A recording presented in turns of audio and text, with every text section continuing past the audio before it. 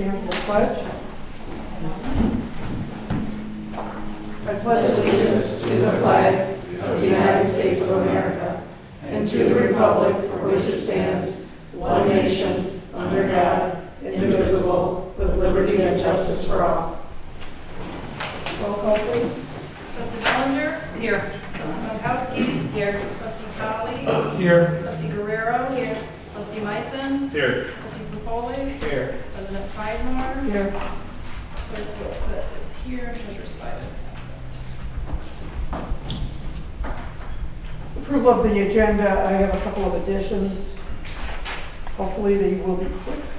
Under new business, item G, public hearing for capital Hold improvement. on, G's master plan already. What? G's master plan, did you not keep the? Oh, I have an old. Oh, I'm just going to get a paper. H is going to be setting up a time for a public hearing for the capital improvement plan. I is a memo of understanding for cost of living for the village employees. And J will be a resolution for park improvements. What was that last one? A resolution for park improvements.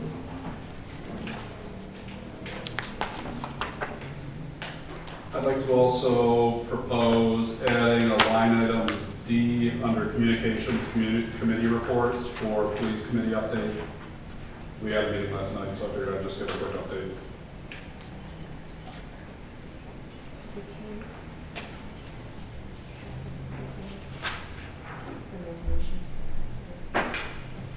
Are there any other changes? I have a motion. So moved. Or All those in favor? Aye. Opposed?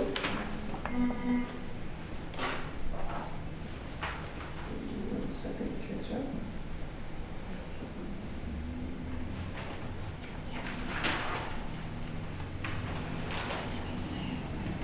Public comments on the agenda?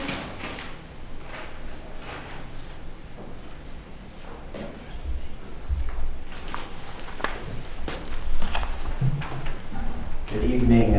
My name is Justin Morgan. I'm here to comment on agenda item 9A, the proposed rezoning changes to 3 parcels on Victoria Street.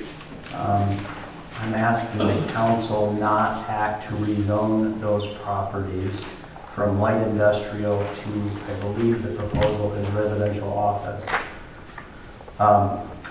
I represent the estate of George Drake, who is the owner of 2 of those 3 properties, and we have consistently objected throughout this process to the change because we do not think that is consistent with the current master plan of New Haven, and we don't think it supports a legitimate public governmental purpose.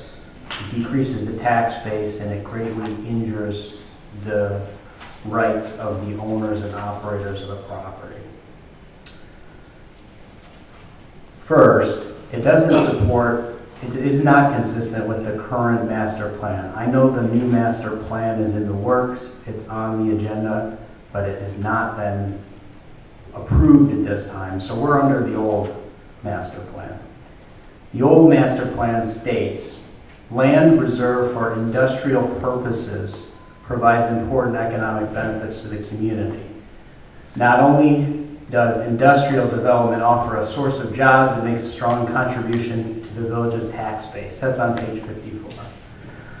The master plan also mentions the demand for light industrial and that the village must maintain 150 acres of land as light industrial to keep a favorable industrialized tax.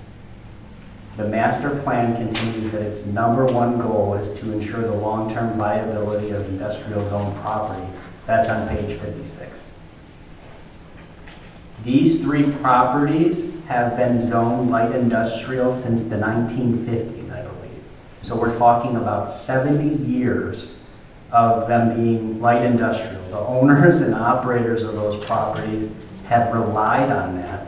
And for you to change it drastically to residential does not ensure the long-term viability of industrialized properties in New Haven. The master plan references the need, the desire, and the goals of the community to maintain light industrial zone properties. We're not talking about industrialized properties with smokestacks. We're talking about light industrial. It's storage houses, warehouses. There's not pollution and smokestacks that you might think of. The proposed change to residential office is barely mentioned in the master plan, the current master plan. I don't know what's in the new master plan. I don't know if that's been revealed to the public yet or not. But the current master plan has a single paragraph on residential office, and it's mentioning it in regards to the downtown district, which is not where these properties are.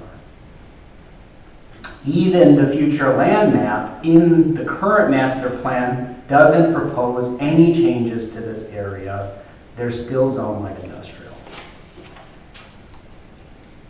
In addition to it not being consistent with the master plan, the tax base, when you go from commercial to residential, as you know, is going to decrease. So the citizens of New Haven are going to lose tax dollars.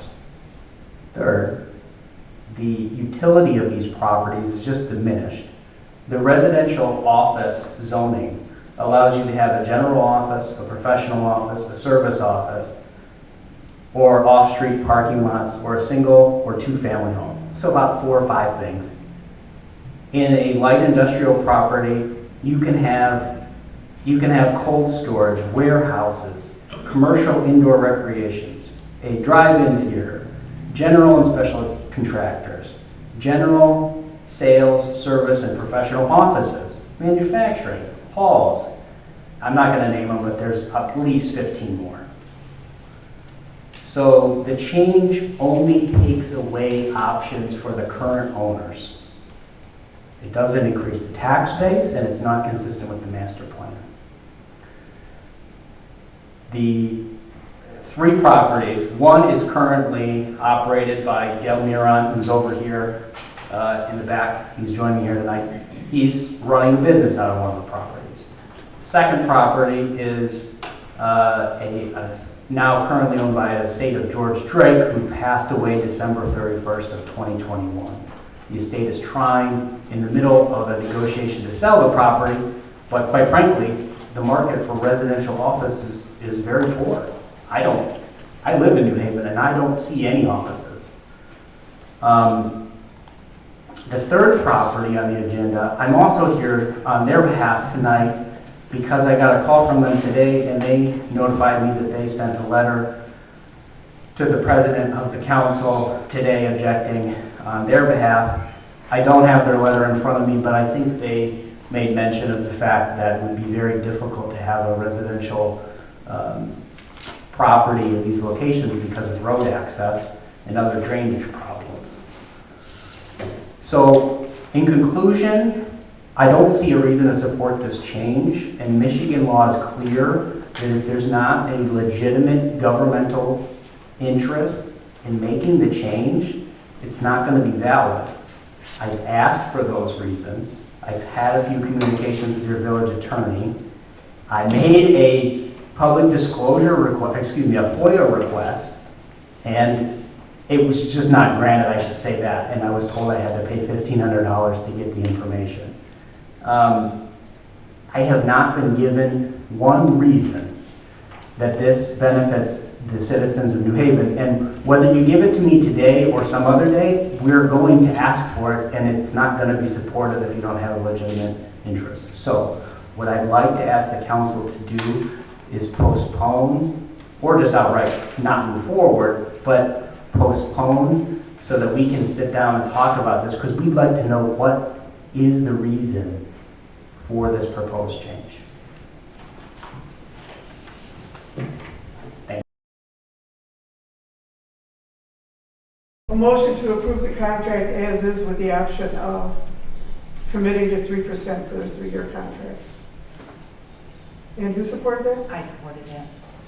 Can I have a roll call? Trustee Meisner. Yes. Trustee Bonkowski. Yes. Trustee Bellinger. Yes. Trustee Guerrero. Yes. Trustee Polly, Yes. trustee Gregoli, Yes. and President Pridemore. Yes. Thank you. Now, the resolution for escrow on the Highland Park Great Lakes Water Authority payment. I'm sure you're all aware, there's been enough press on this. There was a press conference at the county level. The Great Lakes Water Authority has decided to obligate the other member communities in Wayne, Oakland, and Macomb County to pay, I think it's $26 million in defaulted payments from Highland Park. This has been going on for 10 years. Our portion of it so far, and again it goes according to population, is 70,000. We're going to be asking for another 9,000. And this is ongoing if we let this continue. I talked to several other community leaders. For example, Sterling Heights has paid $1.5 million of Highland Park's debt. So many communities are passing resolutions to put the money into escrow until either the Great Lakes Water Authority or the governor of the state step in and offer a resolution or decide that we're going to have to keep paying Highland Park's bills. I forwarded a letter from me to Governor Whitmer expressing our displeasure at this responsibility for someone else's debt because it's setting a precedent. What's to say that another community couldn't come up and say, well, we're not going to pay now, so now somebody else has to pay for it. So we drafted a resolution that states, in part, it does state that New Haven receives water services from the Great Lakes Water Authority and is a paying member of the Great Lakes Water Authority. And on the state of Michigan requested that Detroit Water and Sewerage Department, back when it was Detroit Water and Sewerage 10 years ago, provide emergency water services to the city of Highland Park because the state of Michigan determined the treatment plant was a public health risk. The state of Michigan said the repairs to the water treatment plant were being completed within 3 to 4 days of a date of November 12, 2012. Whereas the state of Michigan nor Highland Park made the necessary repairs to the treatment plant, which remains shuttered to this day. The city of Highland Park has paid less than 1% of their water service charges since 2012. And since 2012, they've accumulated $54,233,700 in debt to Great Lakes Water Authority for both water and sewer services. If this pattern of non-payment continues, the outstanding debt will rise to $60,977,000 by the end of fiscal year 2023. The city of Highland Park's debt has been apportioned and passed along to the 87 other Great Lakes Water Authority member communities, including the village of New Haven. Since 2012, of the $54,233,700 debt Highland Park has incurred since 2012, $70,400 has been paid by New Haven customers. An additional $9,000 in Highland Park debt is expected to be paid by New Haven customers by the end of fiscal year 2023. We would like it resolved that the Village Board of Trustees of the Village of New Haven request that the state of Michigan and the Great Lakes Water Authority cease to require 87 paying members to pay a portion of Highland Park's ongoing debt. New Haven is seeking alternatives and exploring all options to paying any portion of the Highland Park debt for fiscal year 2022, 2023, and beyond. The Village of New Haven is requesting the state of Michigan become directly involved in resolving this dispute. The Village of New Haven is asking the state of Michigan to develop a long-term infrastructure solution to address the water and sewer issues in Highland Park. The Village of New Haven is calling on the state of Michigan and the state legislature to pass legislation that will prevent future occurrences of unpaid debt by any member of the Great Lakes Water Authority being allocated for payment to the paying members of the Great Lakes Water Authority without their consent or approval. And the Village of New Haven is demanding reimbursement of $70,400 and any future or other funds paid by the Village of New Haven customers towards the Highland Park water debt. So I'm asking this board to approve this resolution that will place the funds that they're expecting from us into an escrow account pending resolution of this issue. Now, the residents of New Haven are paying their bills. The money is just not being forwarded. So I was a little confused because reading this resolution doesn't mention anything about the escrow. Well, we're exploring all options, and escrow is one of them. So it could be an escrow account. You know, we're talking to the community, see what they're doing, but that's one of the options. And then I was a little curious too, you know, when obviously it's been a lot of hoopla in the news, and it's been, you know, a lot of, you know, information that's being thrown around. Why is it that it's just coming to a head now, and if it's been going on for 10 years? People got tired of writing the checks. Simply put, it's been going on for 10 years. For a community our size, $70,000 over 10 years, it's rolled into the bill. So, Sterling Heights, Mike Taylor said that money could fund 2 more police officers for Sterling Heights. Right. So I think people are just digging their heels in. The County of Western Wayne has 18-member communities, and they're part of the Great Lakes Water Authority. As a unit, they passed a resolution to withhold the funds. I think at this point, they've been asking the state. The state created the Great Lakes Water Authority. The state has not done anything, and I think at this point, we're just all digging in our heels and saying this is enough. You're going to have to address the issue, the problem that you created. So. Okay. What is the resolution number? 22004. I have a question. I'm confused with the word, the sentence in the bottom there for the resolution. We already paid the $70,400 already? Yes, over the past 10 years. And then you look at an additional $9,000? Yes. Oh, okay. Thank you. So the funds that we would be, if we do put it into escrow, the funds that we would put into escrow would be the 9,000? Yes. That's what I was thinking. But we are asking for reimbursement of the 70,000. I'm sorry, you said it was 22-004? Yes. All right. I would like to make a motion that we adopt resolution 22-004, resolution in opposition to New Haven water sewer customers' continued payment for Highland Park water debt. Second. Roll call, please. Trustee Mason? Yes. Trustee McFolley? Yes. Trustee Bunkowski? Yes. Trustee Guerrero? Yes. Trustee Bellinger? Yes. Trustee Colley? Yes. And President Prydmore. Yes. Thank you. All right, now this is a separate issue. It's our annual contract with the Great Lakes Water Authority. Sir Matt, can you step up and tell them about the meeting that we had? Sure. This is thank you, Madam President. This is a 4-year reopener for the GLWA contract between the wholesale and Village of New Haven. And typically they revisit this every 4 years to make sure that our limits are good and our demand can be sustained by the system. So the only change in this contract is shown in Exhibit B.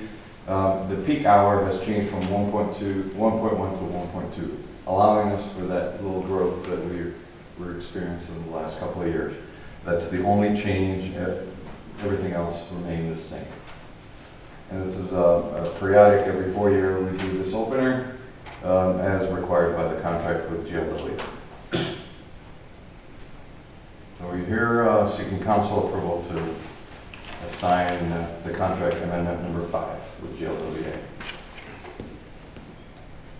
In relation to, I remember, what was it, last year or the year before, we got the letter that we were using too much.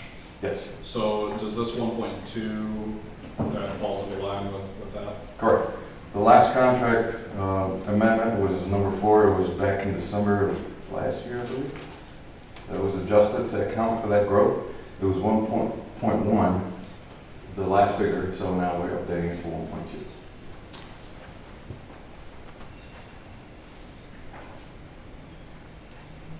Any other questions?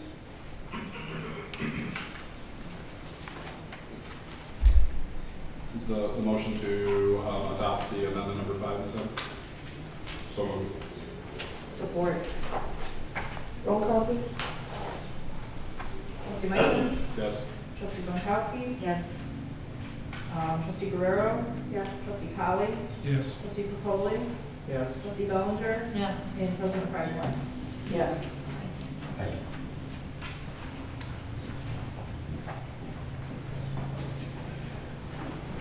Okay, item D, resolution for Mdot contract 215529. We have to approve this resolution. Hopefully, it's the last resolution to get the project moving forward. If it is approved today, that'll be faxing it over to them tonight, and hopefully we're done getting requests for paperwork.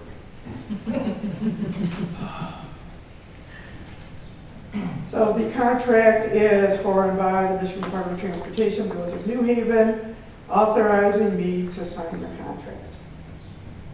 Do I have a motion? I move that we adopt resolution 2022-005, a resolution to accept the contract between the Village of New Haven and Mdot. Support. All those in favor? Aye. Opposed? When do Okay. they think this will happen? They said this is the last piece of paperwork they're waiting for, they're ready to go. So hopefully it won't be too much longer. Monday? I wish. Friday? Yeah, Friday. Okay, the MDOT road grants, I just wanted to give you all a heads up, and I included a Pazer map of the streets. We had an opportunity to apply, Mr. let me know, for $250,000 in road grants. And it was kind of, we had to be quick about it. So he, thank goodness, he guided me through the process because I'm new at it. He recommended streets that have high traffic volume, but financially would fit within the $250,000 grant because we would have to match funds. So we moved forward with recommending Channing Street in Amherst. You know, well, we had a resident call us and Samantha was nice enough to go back out there. Even though the Pazer map says 3, most of it's in a 1. It's in fail. And that is a populated street and it's traveled. And it did fall within the financial parameters. And we decided on part of Chenot, which is a Chenot Street. How do you pronounce that? Chenot. I can't give it the French. Yeah. I know, I'm sorry. Chenot Street, which is rated at 3, and it is used as a pass-through by people that go over to Gratiot. So just to let you guys know that we have put in an application for grant money for those 2 streets. The other streets that were under consideration are going to be subject to construction traffic with the expansions that are going on. So we'll still be, and I sent the email to the streets committee. We're still going to be meeting and looking at what other streets we can repair in the village. So just wanted to give you guys a heads up. We applied for a grant for $250,000. Speed calming devices, Mr. Yes. So I gave everybody a printed packet, and I forwarded 2 emails. I apologize for the tardiness of getting this information over. It's been a hectic couple of weeks here. So we have 2 updated quotes, and admittedly a 3rd quote, which was from 2020 that they told me that the price wouldn't change, that it was still the same price. So I just printed off the 2021. The 3 quotes, or the 2 options that we've been really considering is either speed tables or speed cushions. And for anybody that's not familiar, so you have a speed table, which is you have a raised area, a slanted area, it's a flat surface, and then it goes back down. And typically those are used for like crosswalk sections. So, if you have, it would be like considered a raised crosswalk that you could place it at. The speed cushion is basically like 3 pieces where there is a channel for tires that would accommodate trucks, emergency vehicles, ambulances, and buses. So that would allow any truck or any emergency activity, they'd be able to drive through without having to slow down for the speed cushion. Whereas an average sized vehicle with a narrower wheelbase, they could try to get one set of tires to one side of the tires to line up with that slot, but they still, the other side of the vehicle would have to go over the speed cushion and it would slow them down. Between the two, if we were talking about, to me, what I think would be the most effective for usage, I think the speed cushion would be really good for high volume roads. So if we were looking at doing a traffic calming speed cushions or a traffic calming device on a road like Haven Ridge, where the speed limit, is a lower speed limit, we want to, have it on a public road, that would be an option. We could do the speed table or the speed cushion in a residential subdivision. Either of those are rated for 25 mile an hour speeds. Both of these options and all three of the quotes, it's a rubber material that they use. When I brought this up back in 2020, November 2020, it was November 2020. We had been hot on it, and we kind of backed off because we were afraid about the snowplows. Since then, City of Detroit has really just rolled out a number of speed humps all over residential areas in Detroit. And frankly, if they're able to figure out a way to make it work, why can't we? We as the police committee has been getting involved and looking at the numbers. Obviously one of the problems that we do have in the village is we have one deputy per shift. They're not able to do traffic enforcement. The traffic calming devices like a speed hump or a speed table or a speed cushion, those are things that are passive traffic calming devices that you don't need the deputy sitting there all the time. It's going to just slow traffic down. Additionally, I admittedly just talked to Sir Matt before the meeting. He mentioned that there is also the opportunity of maybe utilizing asphalt. It'd be a little bit more tricky with our concrete streets like we have in Decorah Park. But if there is a method of maybe still doing an asphalt speed hump or, either asphalt streets or to be able to do it on concrete streets as well. And that would be obviously more durable as well. So we have a bunch of different options that we could go with, but I'd really like to propose that we do a trial of a speed hump or a speed table or a speed cushion, whatever everybody's pleasure is, and either do.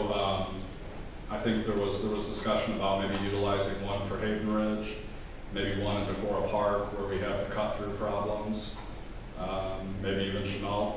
If we do get the grant money for the Chenault repaving, maybe we take that into consideration as early then, if Chenault's a pass-through, cut-through. So just wanted to bring this back up. It's a constant, ongoing complaint with all our residents. And Macomb County Sheriff's Department, it's a complaint everywhere that people are speeding through subdivisions. It's not just a New Haven problem. It's not just a one subdivision problem. It's everywhere.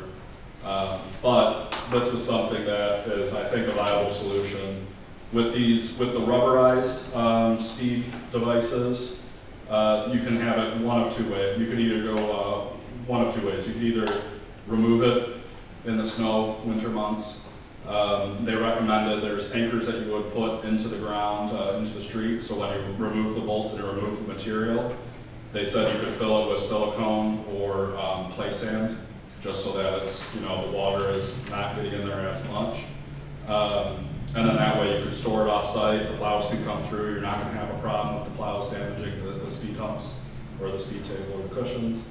Or the alternative, which probably not as effective with DPW, but it would be having to just make sure that you guys know that there's a speed device there and you got to raise the plow 3 to 6 inches or so to be able to go over it and not hit the rubber. or the asphalt.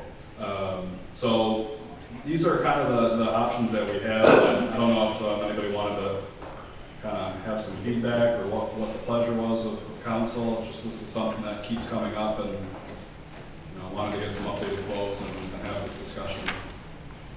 You know, when I talked to the engineer with Detroit traffic, he was a great guy, and those were the resources I forwarded to you. He said that if you wanted to try them, that Traffic Logic, which was one of the quotes that you got, was a good option to try, but they did find out they wore out after 2 to 3 years. In Detroit, now we have less traffic, we might get a little longer than that, but he said if we decided to go with asphalt, he could recommend, if we wanted to make it more permanent, we could recommend, he would recommend a couple of different companies we could quote from, and the parabolic diameters of the humps themselves. So he's also, if we decide to move forward with this and it does work out, and we want him in a couple more spots, he's another resource we just go talk to. Yeah. So I think the discussion tonight was, one, what's the pleasure of council as far as moving forward with some sort of traffic calming device? And then do we want to try one of these rubberized materials, or do we want to try, an asphalt solution? And this money would come out of Act 51 money. Right, out of Act 51. And then, eventually I think what what President Bridemore and I kind of discussed is that, if it is successful, then maybe we could set up an actual program where residents could say, hey, we have a problem speeding, and, maybe we do more, install these in more locations. The nice thing too, if I could say real quick, Yeah. So Traffic Logics, their quote, so they gave me one for speed hump, which is what I printed off. It was roughly $4,000, $4,013. I did forward over, they sent me an updated quote, and I apologize, I did not see it until I was sitting here at the table. Their updated quote that they sent, based off of our conversation, they felt that speed cushions would be a more effective solution than the speed hump quote that they gave us. They also gave a whole bunch of information, additional attachments. Their speed cushion quote, it looks like the speed cushion, each set of the cushion is for one lane, so they included 2 different lanes in the quote. And that one, it looks like they had, if I'm understanding the quote correctly here, each lane is just shy of $1,200. So if we do only get a few years out of it, I mean, it's pretty effective, I feel. If you get a few years out of it, we can trial it. So instead of the 4,000, it's how much? So what the quote they gave me, and unfortunately, it's a little confusing because they have, it says 10.5 feet long, 6 feet wide, by 3 inches high, 1 MUTCD, and I'm not sure what the MUTCD is. I'd have to go back and ask him about that one. And he had it for a quantity of 2 for that, and then he had a second line item with a quantity of 1, but it's still the same price. So I'm not really sure why he had it broken out like that. For each lane, it would be $1,189 is what it looks like, plus freight, sales, no sales tax because of government. So the quote that they gave us in total was $4,657, but I don't think that is an accurate quote of what we would be looking at going forward. But all in all, like I said, so Traffic Logic, like President Cronenberg said, that was one that was highly recommended by the city of Detroit that they liked going with. Rubber Form also seemed like they were a pretty good company. They called and had pretty in-depth conversations with me about what the options are and what they would recommend. Their speed cushion came out to $2,138, so theirs was a little bit more expensive. So between the 2 options of speed cushions, personally I would recommend the Traffic Logics if the council so wishes to move forward with us on a trial. So I guess my first concern would have been the public safety vehicles, but in your emails, it looks like everyone that's involved in it doesn't have an issue with them. I'm not opposed to the trial, but my question will be, okay, let's say the trial is successful. How do we plan to implement them throughout the village? Because if we simply go by, if someone calls because they're speeding, we'll have one on every street in the village, and that would become very expensive. So, But effective. Maybe. but you know what I'm saying? We don't know if we don't Well, have a at plan that how point, I to think implement them. we would involve the sheriff's department to find out where the problems are, because more than anyone else, they're probably aware of where speeders. I think it's a common sense thing from a certain perspective too, like on Adams and our sub, how much speed are you catching between Adams and Bradford, but on East and West Brockton in the subdivision, or Decorah, the main drag, you've got a long route and. A lot of room to build up speed. Yeah. And it is, I personally think it's a problem. We've been doing a walking group every Sunday night and somebody nearly plowed us over, 3 adults walking, so. One of the other things that I also wanted to bring up, which is semi-related to the whole part about speed calming devices or just the problem of speeding in the village. When we did meet with Macomb County Sheriff's Department last night, we were talking with Lieutenant McPherson. He did highlight that, we have a problem with people blowing stop signs. And especially in Decorah Park, he drove through and was trying to analyze why is it a problem. One of the things that he did highlight was that the stop signs do not have painted stripes, your stop line, which you would typically see in an intersection, which would just make it a little bit more visible, although people are still going to probably blow through because to me the stop sign is pretty visible too. But to me, every little bit helps. I think we previously talked about having, when we were talking about doing the one-sided parking, we talked about having the curbs painted for the fire hydrants. We talked about having the corners painted for no parking. I don't think that's been done yet. I'm not sure if we ever really got a quote for that. So if we haven't, and I'd kind of ask that maybe we also consider the striping of the stop intersections. Additionally, the crosswalks at New Haven Elementary. I already talked to Supervisor Dilber about that, and he's gonna contact the school about getting the crosswalks in front of the school. Perfect. So, tangent, little off subject, but yeah, as Trustee Piccoli mentioned, I have letters here from Jeff White, from Richmond Lennox EMS, from Deborah Dobbs, the transportation supervisor for New Haven Community Schools, and now Assistant Chief Brazi, saying that he was okay with the speed humps and traffic calming devices. And I'm hopeful that Chief Steer would also be in support, especially with the speed cushions, since it would allow for the emergency vehicles to go through without having to slow down. And in keeping with, if we do decide to move forward with this, we should also order street signs saying speed cushions, speed humps, to let people know. Yeah. I like So that. that would be part of. And it would also help with DPW then, to give warning just in case if it's 10 inches of snow and the speed cushion's covered. Well, if you go with the rubber option, don't they get removed in the winter? You could remove it or you could leave it in place. Okay. You could do either or. But further down the road, if we decide it's a good option and we go with asphalt, we would definitely have to park it. Yeah. Right. So give people a heads up.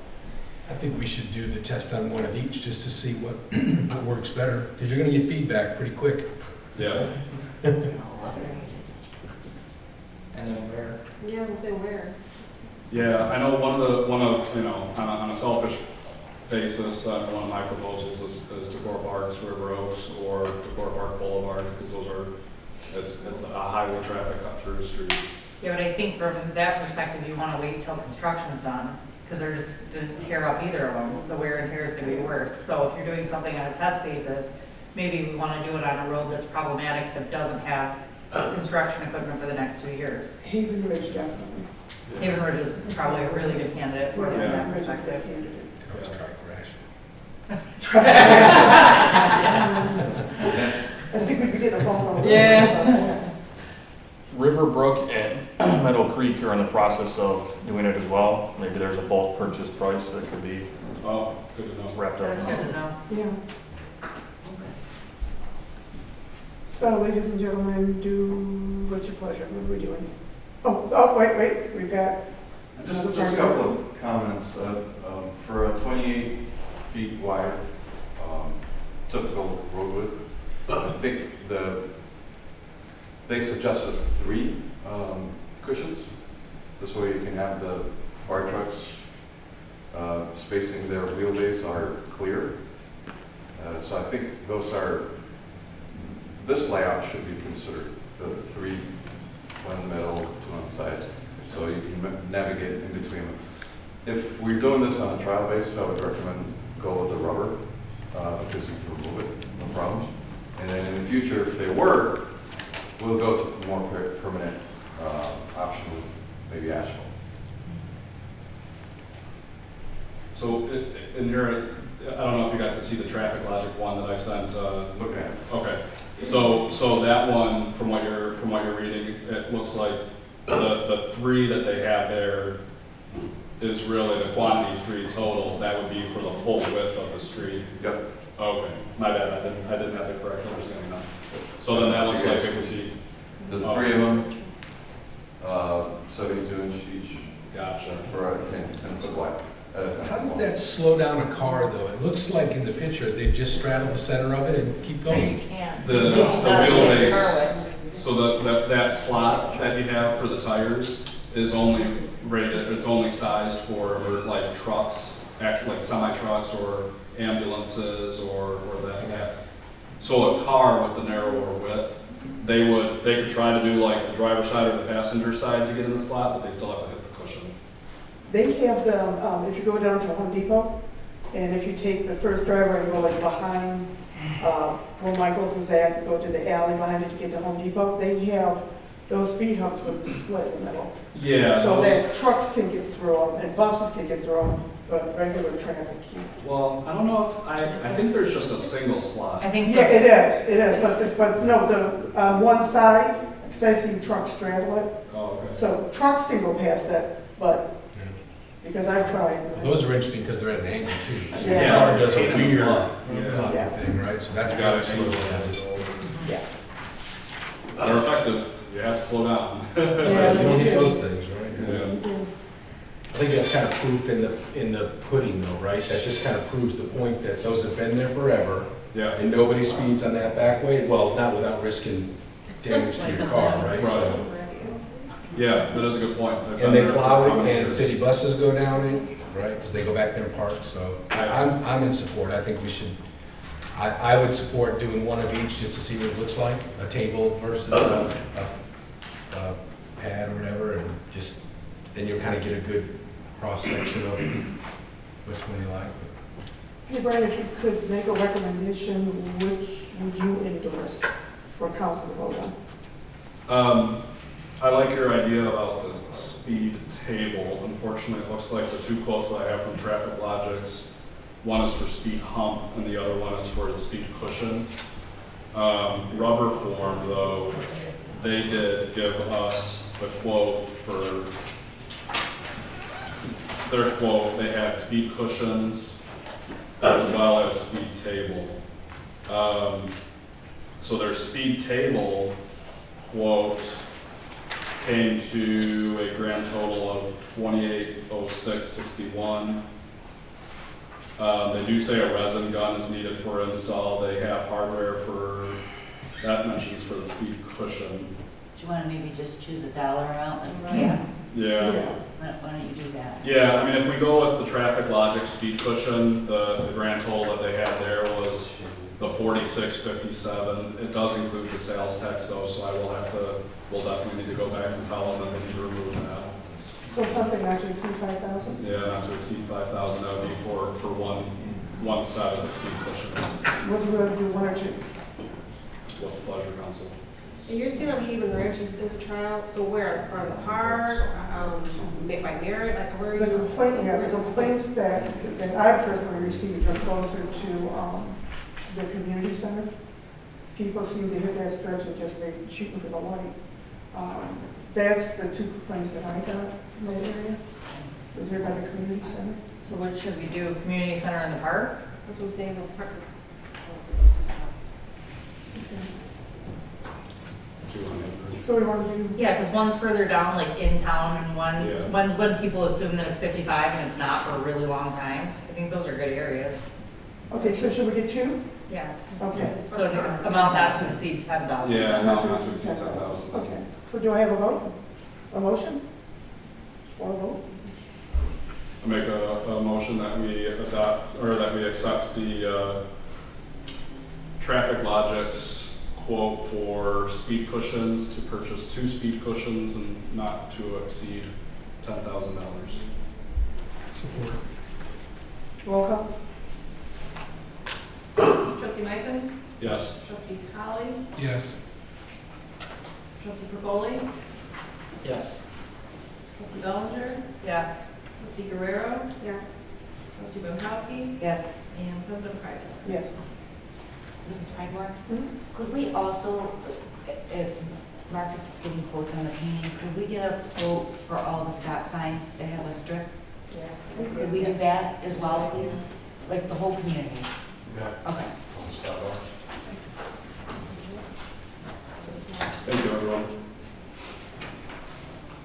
Okay, master plan. Mr. Rogers? Is that okay?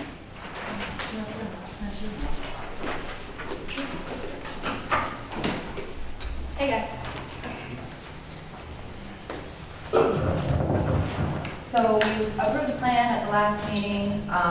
Pretty basic as far as what we're requesting tonight is just that it be distributed for 60 days. If you haven't had a chance to read it, or I would encourage you all to do so. And within that 60 days, we welcome your feedback as well as adjacent communities and such. Some of the things that I will point out before you dive into it is the images and such. They're a little outdated. We're waiting to update the images, with staffing issues at county, plus the limited images that we had available to us here in the village. I did speak to Ms. Pridemore about that at a point that we retained someone to get some stock photos of the community, so for both advertising events and for the master plan as well. Also, it'll be prettier in the spring to take pictures Yeah. of New Haven versus the muck and mud. So it's a fluid document. We can revise it over, next month, next year. Obviously there's a process that comes with that. So, did anybody have a chance to read it yet or skim through it? Any questions on it? So for tonight, it'll just be to release it to the public for the, Correct. For the 60 days. And we'll distribute it to, we'll get popular to Lennox and Chesterfield, right? And I think stakeholders as well, I think. I skimmed through it. There's a lot of information here. It's a lot Yeah. of really good information for the demographics and everything in the village. Yeah, everything stats-wise has been updated. This was for clarity too, it's not a new master plan, which I think some people, it is an update to our existing master plan. Our new master plan will, our old master plan has actually expired. So this is, COVID, we were a little, this obviously took a longer time than we had hoped. So we started it 22, I think is it dated 2022 or to 2027? And so in 2027, that will be when we do like the deep dive to all things. Rob, did you have anything on that? Part of the goals of the master plan were rezoning that you have all come to see, because we want to publish those in those maps, of course. But obviously the drive is to, lack of a word, is to go where the village is gone. It's gone from being at one time a farming community to at one time being this industrial community. So now it's a place for people to lay their heads and their kids to go to school, and it's a different community that's evolved over time. It's not a mecca for industrial or shopping, or it's homes, it's people. And that's where we are trying to reflect through your changes in the zonings. We've done a number of them already. Was to do that and to allow the village to go where it's gone, and that's residential. Any questions? Sorry, Anna. Yeah, I was Or just going to ask, we President, can post the draft on our website, and people, we can let people know that it's there for their review. Yeah. Yeah, and then I would encourage if you do have any feedback, you know, within the 60 days with good time. So, because without good time, probably not. You know, I don't know if the copy you guys got has the word draft on all the pages. It's only one or two spots, but I don't think It's so. not on every page. Yeah. I don't think it does, so we may want to, before it gets, you know, It handed out. actually says in the top right corner, adopted Adopted. 2022, so No, in the past tense. It's not, But it isn't, it's not approved. correct. So it should say draft. It's a workable, document. So just so it don't get out there like, hey, this is what happened and it's done. It's inputted at this So point. it's drafted. And when we post it on the site, we can say the draft is available for review. Yeah, absolutely. I just don't want you to get faced with a page stuck in your face to say, oh, look what this says. It says the draft is available. Exactly. That's what it says. Anyone have any more questions? So right now, you're just asking for a vote to pass it. Just to, for 60-day distribution. I just got a comment, well said about the community now, Rob. Well, thank you. Make a motion that we publish the master plan for review for 60 days. It's been moved and supported. All those in favor? Aye. Opposed? Thank you, folks. Thank you. Thank you. Thanks for all the hard work. Okay, capital improvement public hearing. I'm asking that we set a public hearing to present a draft of our capital improvement plan that we are currently formatting. Our capital improvement plan is a 6-year plan required by the state that really acknowledges that a community understands where they're at financially at one moment and what the expenses and anticipated expenditures are going to be over a 6-year arc and how we're pre-planning for them. It's a much more responsible and sustainable way of public financing. And I'm finding out in the grant writing process and trying to get additional funding that a lot of the requirements to apply for these grants mean you have a current master plan, a current Parks and Rec plan, and a current capital improvement plan. So this will be an effective tool in us being able to try and get funding, additional funding as well. But it's also giving us a real heads up on what our expenses are going to be. So far, it looks like street repair is the winner. That is, you know, we're looking at millions and millions of dollars of anticipated street repairs. We've done pretty well with our fire department, our DPW, in updating their equipment and getting them the tools they need to work safely. So we are in the process. I've asked the Capital Improvement Committee to meet next week. I'll have a rough draft ready for them, and we will need information from planning, a little bit of information from planning, and a little bit from Parks and Rec about projects that we want to do, if there's any additional parks and master plan, and Parks and Rec about the equipment we want to do. So we can include that in the capital improvement plan. And like the master plan, it's a fluid document.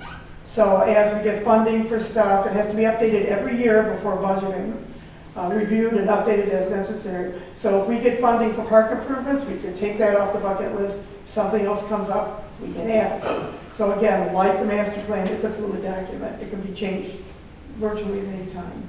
So I would like council to approve a public hearing for the capital improvement plan for the May meeting at 6:30. So moved. Support. So May 10th? Yes, so we'll be here at 6:30. Yeah. And we should have a draft ready, and I'll get it to you beforehand. I'm sorry, who made the motion? Thank you. All those in favor? Opposed? All right. Item I, it is a memo of understanding, 2% cost of living. Again, I'll bring up the astounding inflation number that was just hit the media. We are at 8.5% inflation, which is a historic 50-year high.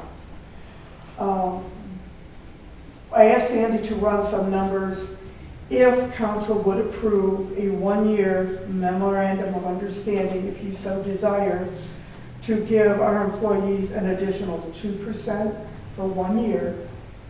The cost would be $8,992. This will bring up their pay increase for 1 year only up to 5%, which doesn't even meet the rate of inflation. But it would help to deal with the gas prices and the grocery prices and the cost of heating and electricity. Several communities are doing this, several companies are doing that. But I thought I would just bring it up to council and see what you all thought. What was the amount for? Total amount for all employees would be $8,992 for a 1 year additional 2% cost of living in a memorandum of understanding. And that covers every employee. Right. Except us. Wow. Well, I move that we approve a 2% cost of living for the village of employees for 1 year, in a total amount of $8,892. Support. Question on the motion. Yeah. With the 2%, only being $9,000, and we know that inflation is 8%. Is there any real reason why we couldn't bump that up to at least meet the inflation for the 1 year? You mean permanently? No, just for the 1 year. So you're saying we do a 1 year increase of 2%, well, why not do a 1 year increase of 5% so that we're at least meeting the inflation? If 2% is $9,000. Because if you do it as just the wages, that would get rolled over every subsequent year. In a memo of understanding, that amount is taken separately and is defined as 1 year, it doesn't go beyond 1 year. Right, I'm just saying instead of 2%, why don't we do 5%? I don't have that figure. I don't know what that would cost, that would be substantially more. Well, if 2% is $9,000. Yeah. You can buy it. If you want, That's 20-some thousand, right? So well, but if you want, we can, this would be starting in July, when the wage reopener takes effect. I could certainly have Sandy run some more numbers. But is there something you're interested in doing? I think that a lot of our employees in the village, they are not paid enough for what they're worth. So I'm amicable to giving them a bump. Yeah, so this 2% was just a check but not reflected in their wages at all? No, that would be factored into their wages, their weekly pay or their bi-weekly pay, but it would drop off after a year. Hopefully by then, inflation calms down a little. But the 8.5%, again, we're not paying anybody a whole lot of money. So I think it might help out a little bit. And it would let our employees know that we're sensitive to the fact that inflation is running away. So if you would like, I could ask Sandy to work up numbers for 2%, 3%, and then bring it back next month. Again, I'm only one, like Mario said before, trust for fully, we're only one voice, but what's everybody else think? I'm inclined to think it's not really going away. Yeah. But at least helps, at least for a year. I mean, it helps, yeah, but I'm definitely in support of it. I'm in support of paying people what they're worth. I just would say, once you do something like that, going backwards is really difficult, right? So you start something like that, and then I come to you in a year and I give you, $3,000 more this year, whatever that number is, and then at the end of the year, I promise you those people don't have more, that money is now part of their disposable income. True. So temporary is, and it going higher, it all sounds great, but at the end of the day, we have to think about that future piece, right? So next year, that'd be a 5% decrease. Because I would be a little bit upset if you gave me $5,000 and then all of a sudden, I'm like, oh man, that's right, I just took a $5,000 a year pay cut. 3% onto the 2%, not a 1 year. That's when I made the motion. Well, do you want me You're to making a say, motion for it to be a permanent. Yeah. Okay, do you want me to have Sandy, let me, I would feel more comfortable if we table it next month so we can get the numbers from Sandy. Is I that would- okay? Can we run both scenarios as a permanence and? Yeah, I can run them, we can have Sandy run those numbers. So just to be clear too, does this include the paid-on call for the fire department I as was gonna well? ask that next. It's Find out. separate budget, isn't it? Well, I mean, they're out of the salary budget that's on the fire department's number, right? So if we're pulling out, you know, and I don't know if that's something to at least be considered, that, I'm not sure the fire department has a lot of funding available just to, and I don't know what that consequence is. You know, we're only giving them We can certainly add that to the pennies, equation and we but I can think that present it it'd be numbers worth next pointing month. out to say if you're gonna do that, it should be across the board to all employees. and- Yes. Yeah, Yeah. so we'll, if you're comfortable with it, we'll table it and bring you back some numbers next month. Okay, thank Yeah, you. I think it's a good idea though. I mean, as I understand it, we just lost an employee of the village, so.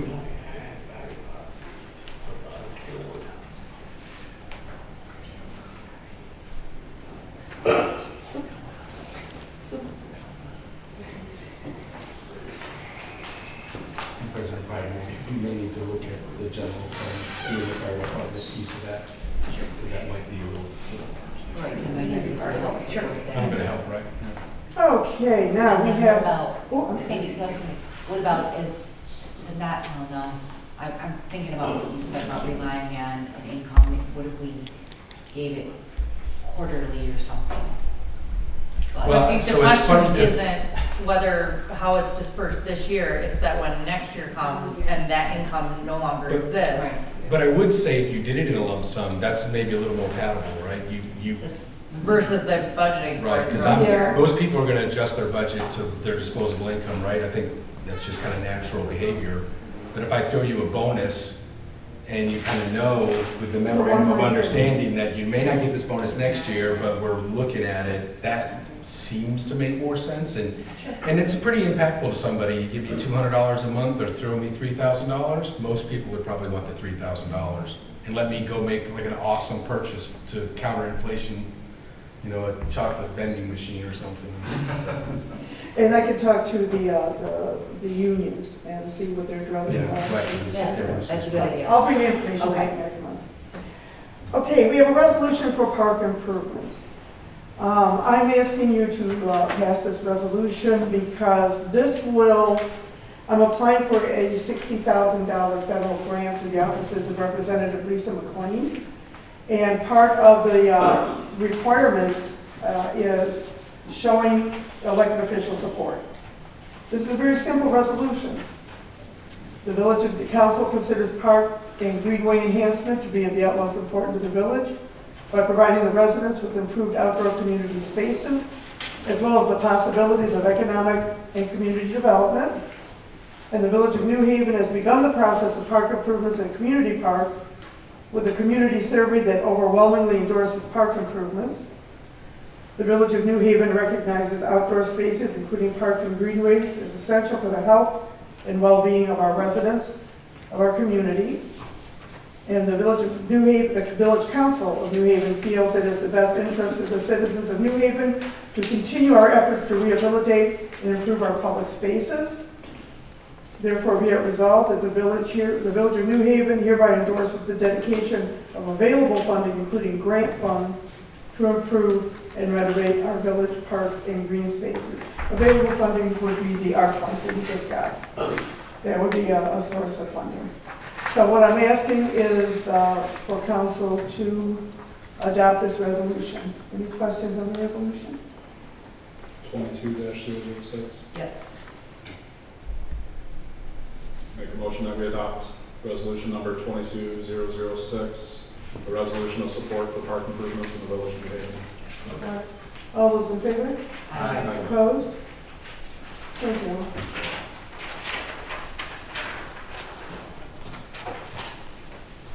Okay, planning and zoning recommendations. We have 3 separate parcels. One address is 58680 Victoria. The second address is 58680 Victoria. And the third address is 58580 Victoria. Genevieve, can you step up for a second?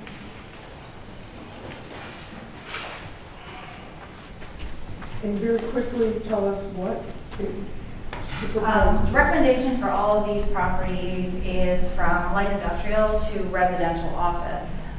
We took a look at Victoria as a whole. We have, as you have all concurred on these properties, rezoned the entire line to residential property. We found that in looking at these 3 parcels that they did have some circumstances, the cell tower and such, which had us revisit these 3 parcels and separate them from the rest that we did straight residential. And so we propose that these are residential office. I think when we look at our master plan and have an opportunity, some of the things that Rob had mentioned earlier is that we're a farming community, we're an industrial community, and now, you know, we're undeniably a residential community with light industrial sitting right in the core of our town. So if you look at other communities, the light industrial, Chesterfield or Lennox, they move it to the outskirts, right? So our gearing of our light industrial community is in the area of Roselle and 26 miles. I think one thing that we need to think too is like when we look at master plan, we look at rezoning, it's a plan. It's not today. And I understand the concerns that have been brought forward by the property owners. These zoning changes will not affect their current operations. As long as their current operations remain the same, they will have the benefit of moving forward with the ability to continue these businesses. So it's affecting the resale of the property. And this, again, is a fluid document, so at any point, anybody can request rezoning of their property. Correct? correct. And part of that residential office was in consideration of their concerns. But to go any more intense than that is detrimental. We all know that Pembroke is there now, Pembroke South is coming there. So it was a ways to be thoughtful.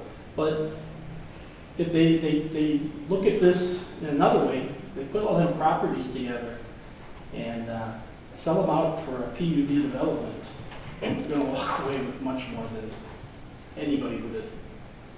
You know, you're putting much more dense homes and office square feet in there. Makes it more valuable. It just doesn't include what's the way it's laid out now. Now, were there other properties on Victoria, net of these 3 that were recently rezoned residential? We rezoned our own DPW building to residential. But it won't take effect unless we decide to take it down at some point. Who wants an office on the railroad tracks? Okay. There was another home as well that was rezoned by you guys. Okay, I thought there was another. Yeah, there was there. And we did also rezone the county property. Okay. So if they should decide to leave, we have that property to be residential. Did anybody have any questions for either Jen or Rob? I'm not sure if they know the answer to this, which I'm pretty confident you don't because we've worked together, but do you know, can you confirm that how long the property has been zoned this? Paperwork that I found was in the 1990s, but there was mention made by Mr. Morgan that it was sooner than that, 1950. So if it's, the paperwork I found was the Zoning Board of Appeals decision. Carol Richard and Susie Williams were 2 of the people on the Zoning Board of Appeals, and it was changed to light industrial. From? I believe, was it agricultural, something like that, yeah. So from the 90s? That's what I found. Okay. Because he had to get a special land use permit for the tower. Ah. So I found the Nextel tower paperwork as well. Okay. So, and again, we were all trying to remain sensitive to the property owner's financial position. We wanted them to be able to maximize if they did decide to sell the property, get the maximum benefit out of it. So we were always cognizant of the impact that we had on the property owners. I just wondered. Yeah, that's the paperwork I found was the mid-90s zoning board of appeals, that's what I located, so there might be more paperwork, but trying to find records from 1950 would be a little problematic, so that's what I found. Did anyone else have any other questions for Ralph or Jen? I just asked this on every rezone, but is there, other than to make a map look prettier, is there any other reason for rezoning this? Okay. The fluid of the community, basically, I mean, the goal has been, and I'm not saying we're there by any means, but the goal has been a downtown. So, you know, we have a person who has recently invested in the Rose Cellar. I'm using this just as a general example. It's current and it's our only business down there. And, you know, if we can build that downtown and we get more people interested in building that downtown, the adjacent properties, the fluidness of it, you know, but as I said, as far as the map looking prettier, they are currently able to continue everything that they are already doing. So it's not to stop them in their tracks or do anything like that. I don't think anybody there has the thought of making it look a little prettier on a map. It has to do with where the village is going. You also look at the depot, and it's been a gem that sits there that we have never expanded on. It really should be looked at village-wide as expanding that. In other communities, they put rail cars, try restaurants, or, you know, expand that continuing up Victoria Street theme that was started. It really, I would like to make a mention that it was inferred that the village would lose tax-based money. Industrial used to be taxed based on all the equipment sitting there. That went away a long time ago. We don't have that option to anymore. So it's not as valuable as it once was to a community as sticking 3 houses per acre at an average of maybe $1,000 to $2,000 apiece in village taxes. So it's not a, we're not trying to hurt the community in any way by changing it from industrial, because it's not as the money maker that industrial once was. I mean, everybody used to court it and give it a tax abatement because you were bringing in all this equipment that you were collecting tax dollars on. And that just doesn't exist anymore. And that's part of. And it's not necessarily about today either. It's about the future and all the future considerations that can be defined as light industrial. And so, you know, if we continue to have it turn over to light industrial, there's, you know, potential for a lot of different things to be put there. Do you want, say, a multi-plug storage facility on Victoria? If they were to, just hypothetically, I'm not suggesting that that's the plan, but if they were to knock it all down, you've got a multi-plug storage facility, potentially, right? There's nothing we can do about it because it's zoned light industrial. So when people complain and say, hey, why didn't you do something about this before it happened? I think from the planning, I'll speak for my own self. From a planning commission, is I find that we are doing in this community a lot of reacting, not looking forward at the potential of what can be. And we've had a lot of circumstances come before us over the last few years where we weren't prepared because we didn't have that foresight. That was a big part of our dive-in on the master plan and a big part of our dive-in on the rezoning, is what can this be? And considering the worst possible scenario, because sometimes we've been faced with things coming here, there's nothing, we're just here. We're just, okay, thanks, and that's it. Can you go through like the owners of these parcels? Have they been to the meetings, to the They planning have. commission Yeah, meetings? they You guys have interacted with them on a regular basis? Correct. They mostly have interacted with our attorney. They have they have been to our public hearing, and they have had both verbal and written communication. And they have expressed concerns throughout. I mean, this property got brought up a long time ago, before, and no one came. It wasn't until, this property was part of the original package that we were looking at all properties. To be clear, the sale of this property was not a factor at the time that we started. It wasn't currently on the market. It's when we first introduced this property for rezoning. Just the process that took us time to get here. I'm a little confused when I look at the master plan, zoning map, the updated one that we have. Because that shows that the depot and the property just north of the depot on the west side of Victoria are both industrial. So why are we changing these three to residential office when we still have industrial right across the street? Why are we making a call change? that on the map that we have. That's 100% right. Is that the new one? Is that the one we have? The one that we just reviewed today. So, Yes, you're correct. it probably is, well, I'm gonna ask you, Brett, is it the train? I think it Yes. might have to do, I think it has to do with the train. Because Right, it has to. Well, but not necessarily though, because there's the Save Our Depot, there's a smaller parcel north, and then there is a third parcel that's pretty long and skinny, and that one is commercial. Commercial would be for the track as well. Well, what I'm saying though is that, so you got three of them, one of them, you got two that are industrial and then one that's commercial.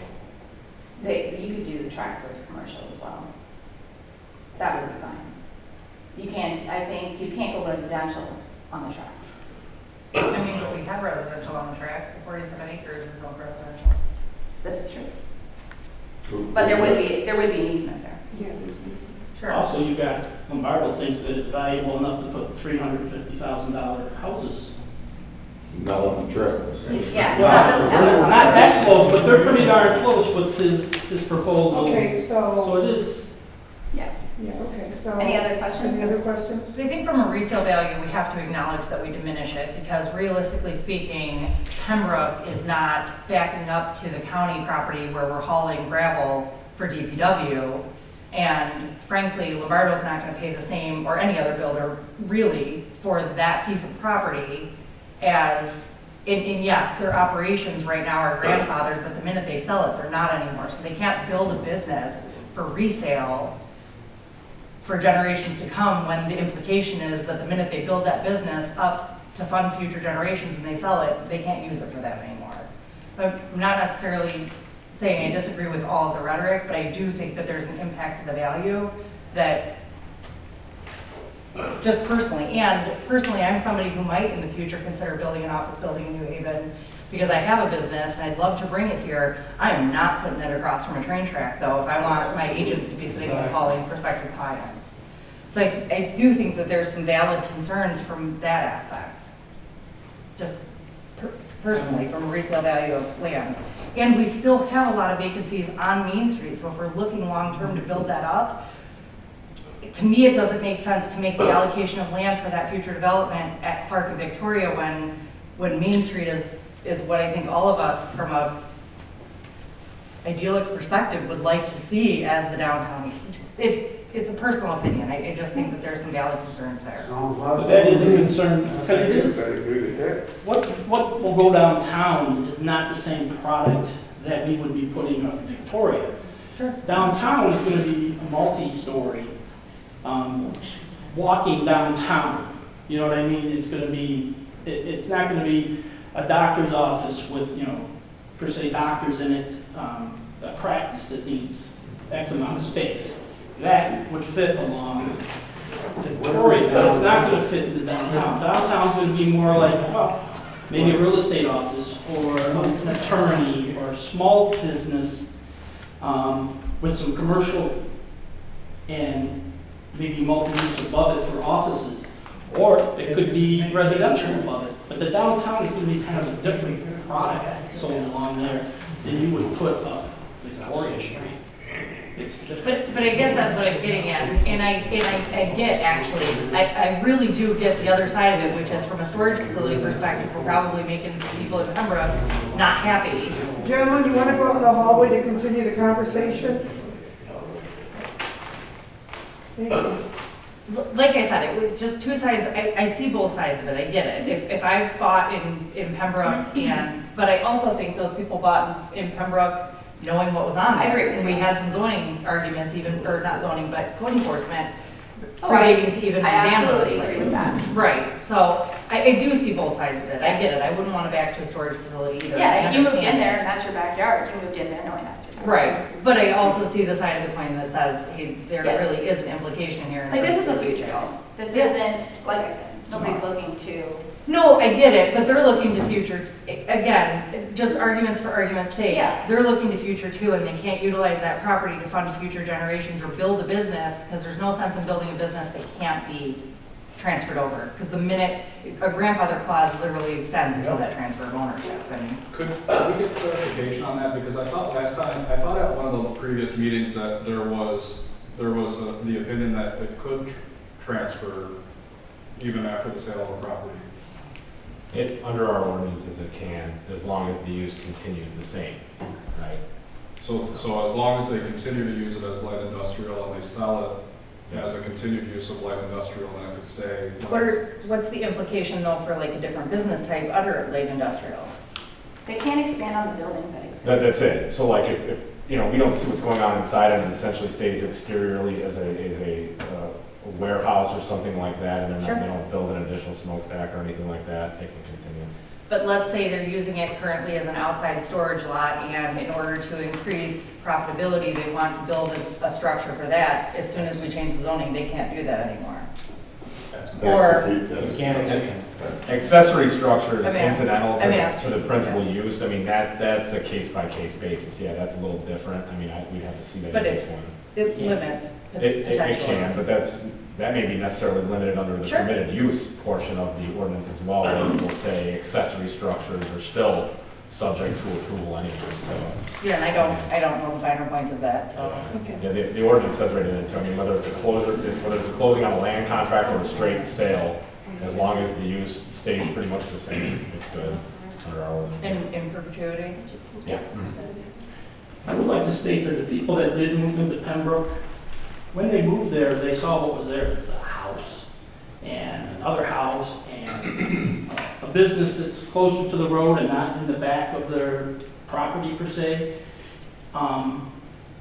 It's not impactful the way it's laying there now. But if it was another industrial use, utilizing the entire property, then that could be very impactful. I heard the mention of a drive-in theater. Can you imagine that in your backyard? Till, 1 o'clock in the morning watching a movie? If the impact changed in the industrial, light industrial, it could become much more severe than what it's sitting at right now. Residential office. And we did get complaints when the former property owner started a scrapyard along that fence line. I got multiple calls from residents of Pembroke because of the boats and the buses and we ended up, I think we ended up in court or on the way to court. We did. Okay, Yeah. so it's a quality of life issue. Do we have any other questions for Genevieve and Robert? Okay, ladies and gentlemen, what is your wish? Do I have a motion?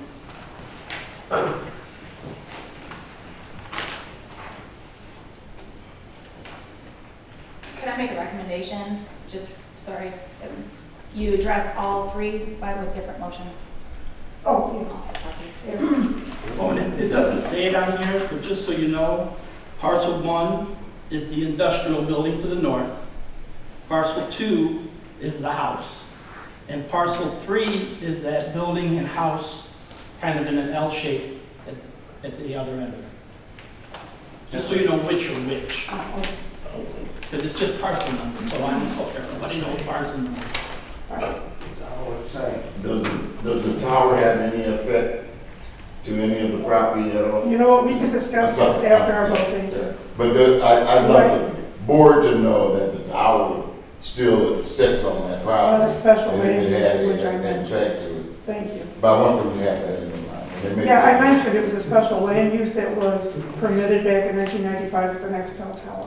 And it was the only reason that that tower could go there Okay, because it was let's right get against that property. this over with. Do I have a motion?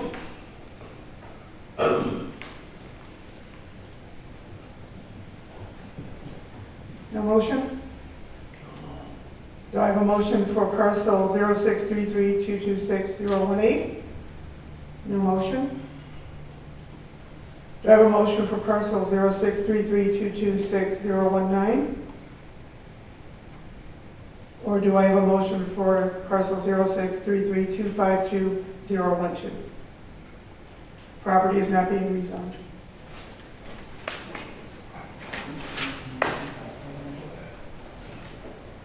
Okay, animal control ordinance. You all have copies. I did forward the updated Macomb County Animal Control Ordinance. We are not adding any language to their ordinance except we grandfathered in the livestock ordinance because Trustee Meisner mentioned there were people with livestock in the village, couldn't find any, but we put in a grandfather clause for that. And if we have any other questions on the ordinance. Well, I think, we do have a resident who came here with the request of, the village considering the allowed use of having, chickens in the village. I don't know what the pleasure is of the rest of the council, but it's at least, something that this falls right in line with what we're talking about here, so. And something we've considered. But this ordinance will give us the ability during an animal attack to be able to charge the owner of the animal with either a misdemeanor or a felony, which our current ordinance lacks. Were there any other questions on the ordinance? Do I have a motion? Okay, but the chickens are in here, What chickens in it? They are, correct? What chicken? Right, as last. But that can be amended. Okay. If we do, we should do a little homework on it and get some public input on that. Okay, that's a great idea. I Yeah. like that, thank you. Okay. Okay. So I'll make a motion to adopt this, is there a number on here? Do we have ordinance number? 396? 396? Yep. I'll make a motion to accept ordinance number 396, it's the animal control ordinance. Support. Properly moved and supported. All those in favor? Aye. Opposed? Oh, the chicken. Oh, then we'll do that. Well, yeah, I wouldn't do public outreach on that because we have some of the chickens in our subdivision. There was a lot of public outcry about it. So I'd like to get info from the residents, but if most people, they agree to it, then certainly get them in the ordinance. Okay, the American Rescue Plan funding. Just to let you know that we have completed all of the required treasury reports. We just filed for reimbursement of lost revenue, which is standard for non-entitled units like us. Any unit of government that got less than $10 million can claim the standard deduction, which is what we did. So we got $515,000 plus a little more over a 2-year period. Since we're still doing community outreach and we plan to invite people to the park to decide what amenities they would like to have in the park, we put down a status of no project yet, which means later on we'll be, as we get the plans developed and we start contracting for expenditure of the funds, we can submit those reports at a later date. So everything is on track. We've done all the paperwork, and we will be meeting with the residents at the park. And Corinne, you said that Parks and Rec is going to do a meet and greet on May 14th. That might be a good time for us, since people are going to be at the park, Right. because I'd like the residents to be able to sit in the park, take a look at the park, and decide what they would like to see. Better than sitting in this room and trying to think about what's going on. Yeah, Did you say 2 2 to 4? 2 to 4, yes, and then we're gonna be all there, all the Parks and Rec committee, and have tables set up, suggestion box also, just in case you want to put some ideas in it also. But yeah, just to come out and give us some ideas and feedback, what they want to see. Perfect. Thank you. Calls from the floor?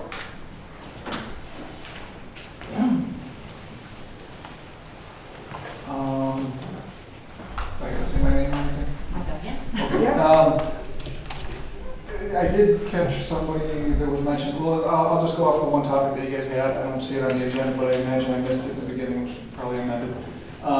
There was mention about passing a 2% temporary pay raise for the employees. There was discussion about maybe a 5%. I know it was tabled today. I do hope that you guys come back and consider that again,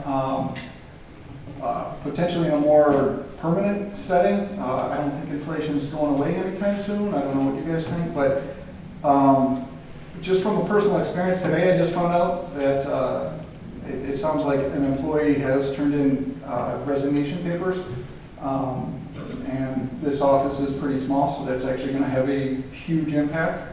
To my understanding, this employee found greener grass somewhere else.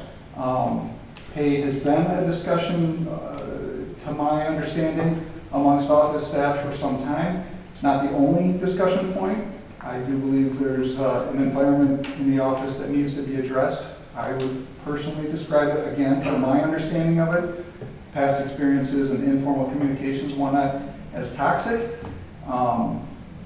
Pay would definitely help, but I do believe that further than pay, I would encourage each and every one of you guys to spend some time, get to know the office staff, talk, and understand what's going on, because quite frankly, I think this one employee that has left, it might be the tip of the iceberg. I believe if things aren't smoothed over pretty quickly, you could see 2 or 3, potentially the entire office staff. I'm not going to mince words. It's bad, and I think it needs to be addressed. Pay would be a step in the right direction. I think 2% is laughable, quite frankly, just from experience and understanding what they do and what their workload and whatnot, compared to other communities and whatnot, again, for what they do. And I would have said opposite than that maybe 6 years ago or so, as I sat on the board once. I didn't understand the extent of what they did. So please, I encourage you, get into the office, understand what's going on, understand what our workload, understand how the office has evolved over time, because they're being asked to do more with less, and they have, and their wages haven't necessarily kept up with inflation, and morale is dangerously low right now. That's all I want to say.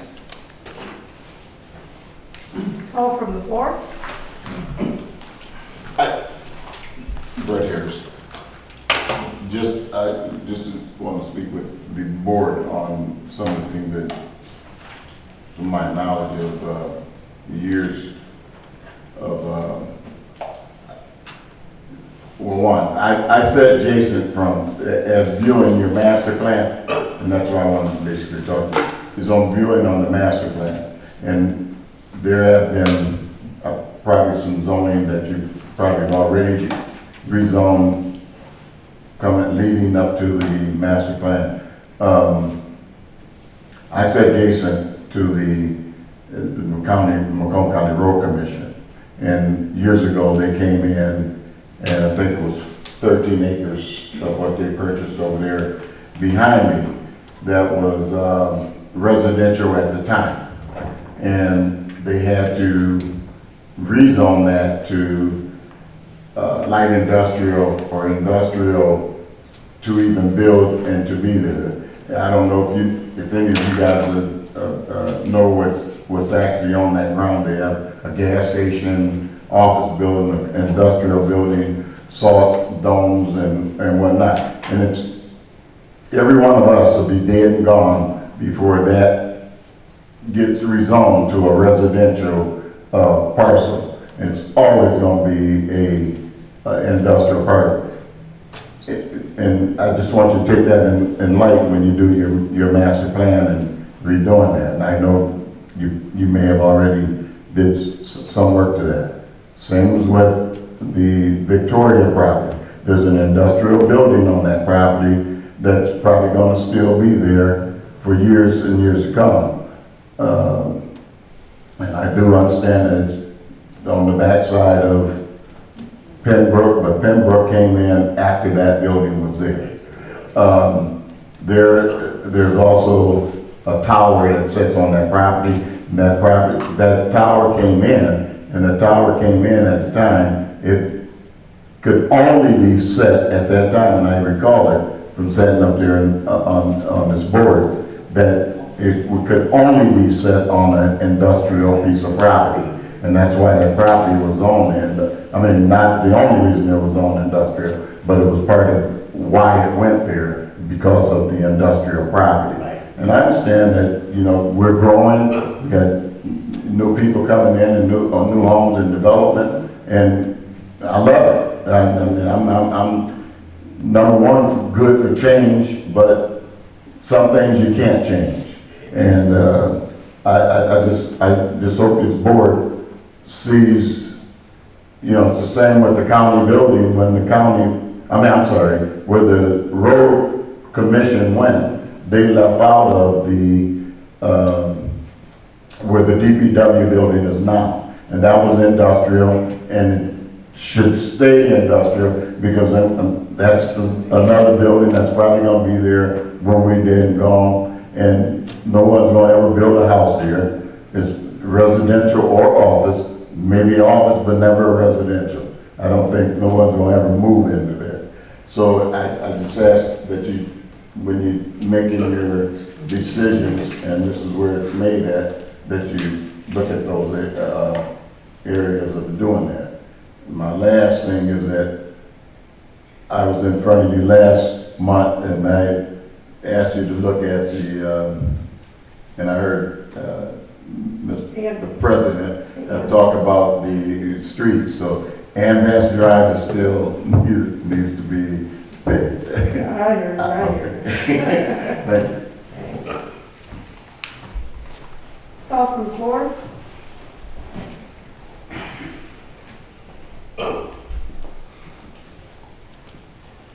Robert Pennell.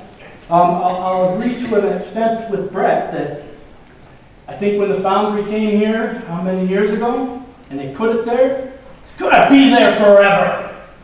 Where is it? It's gone. And what did it leave behind? You still gotta fix it. Things change. Things change that you wanted to change. You can say that about the old DPW building. That thing should be demolished. It's a disaster area. Keep paint like, you know, what's that saying about, you know, paint a pig or whatever? That's how that old building is. The county dumped it. We took it. It's still a pit.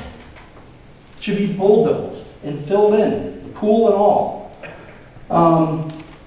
I would like to say something about the, you know, if we think where you're going to post those bumps. And Brian did bring up Decorah Park, and then Jessica brought up construction.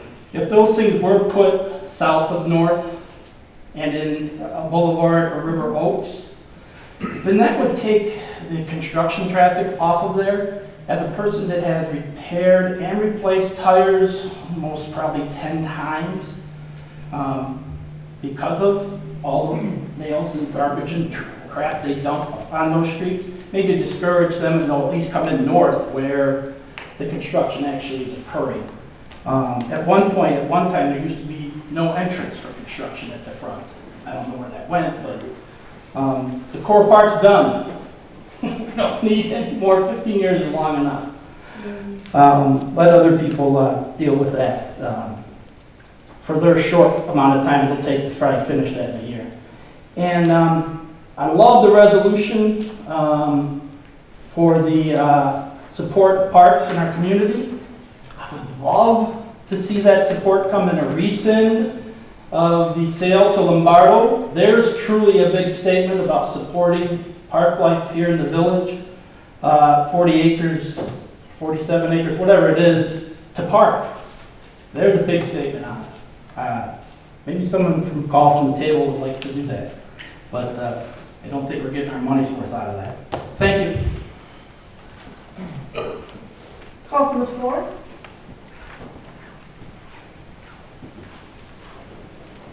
Leah Durham. I did also want to say with the speed calming devices, I think it is a very good idea for Haven Ridge. I'm right on the corner of Elk and Haven Ridge, and I actually take iced tea out to the police officers because that's the stop zone right in front of my house. So I think that would be a great help. Also, I did have questions with the animal control ordinance. I know you did mention at one point that someone in your community complained about having chickens, and this discussion came up on the Facebook page, where a lot of these people that are complaining, they live in HOAs and they have rules already against it. And we had a long discussion with a lot of people from the village that they want to have them, and it was specifically why they did not move into an HOA, so that they could have things like this. And we do have a lot of people in the village, and I don't want to give out addresses or anything, that do have animals. So I do hope that when you're looking to reach out to the community, that you're going to be reaching out to the people of the village, and not so much of people that live in the HOA that already have their own rules against it, that would trump whatever is made for the village anyway.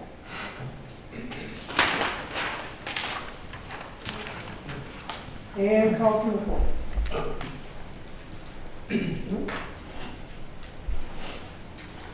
Call from the table. I'll bring up one thing.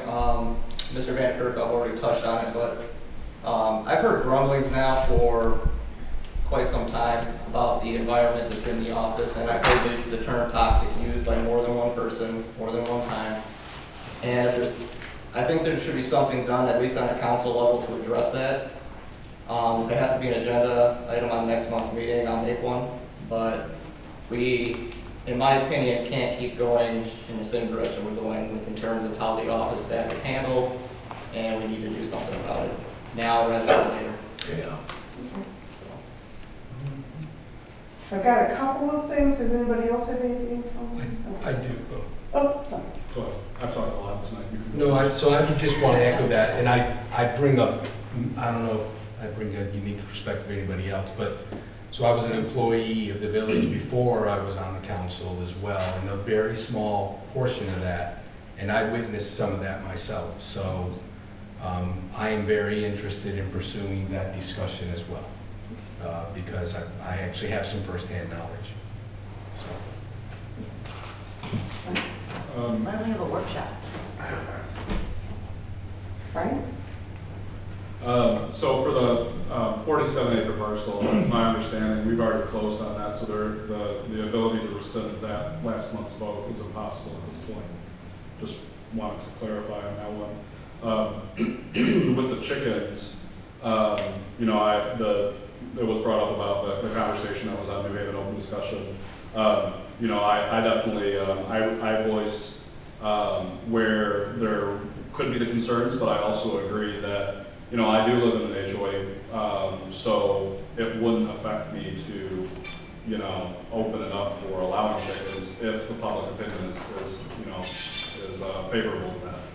So I do agree that I think that is something that maybe we should look into and see what the public opinion is, what the you know, what other municipalities have in place, and we could maybe see about amending the livestock portion of our animal control ordinance. Okay.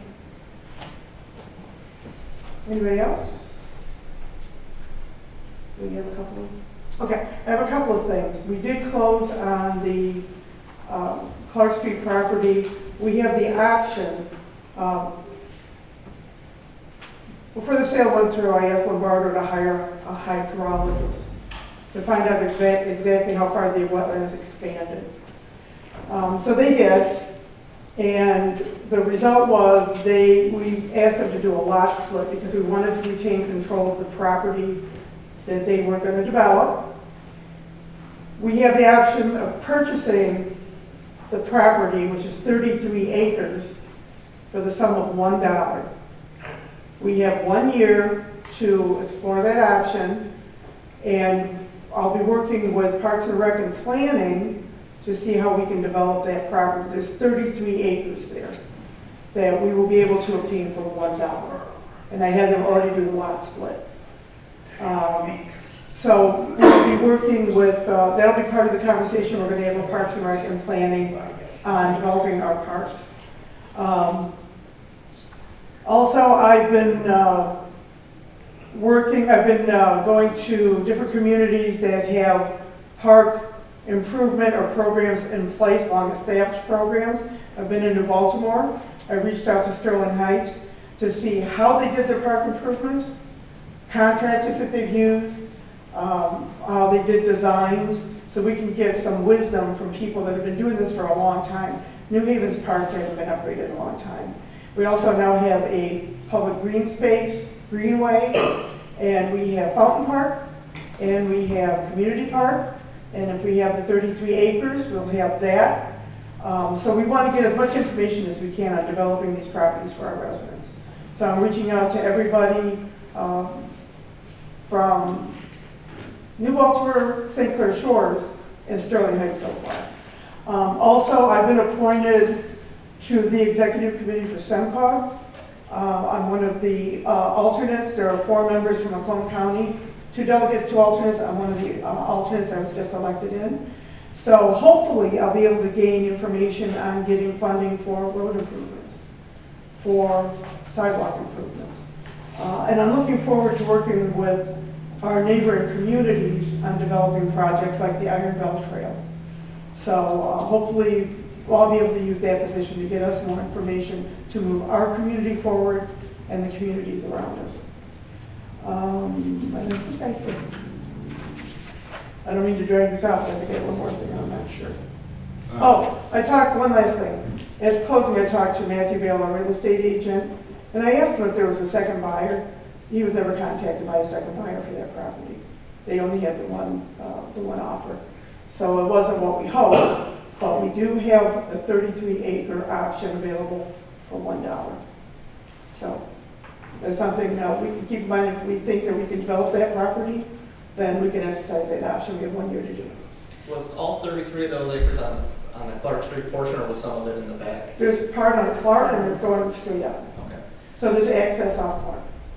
Just food for thought, there's a park off of 21 Mile in Macomb Township that had the same problem, a lot of leaching wetlands, and they were able to do elevated walkways so that that wetland was still walkable with hovering paths. Now, it's a cost, right?